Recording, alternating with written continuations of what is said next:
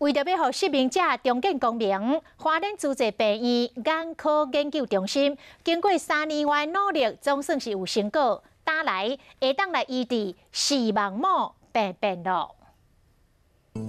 切除害气的组织，才搁在医师健康的感冒，透过医师手术，让失明者重见天日。但是要找到关键者不容易，因此为了保甲台大病院合作，建立国家眼科。现在呢是改成只摘一个眼角膜瓣，所以它整个眼球是在的，病人的外观绝对不受影响，他的视神经也还在。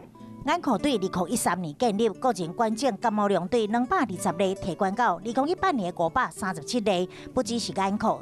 台湾第8周视网膜再生冒新突破。青光眼已经太厉害了，但一视神经萎缩了。我们现在的是希望说能够补足这一块。花莲慈济病院眼科研究中心经过3档外治干细胞技术有新的进展，为失明患者带来重见光明的希望。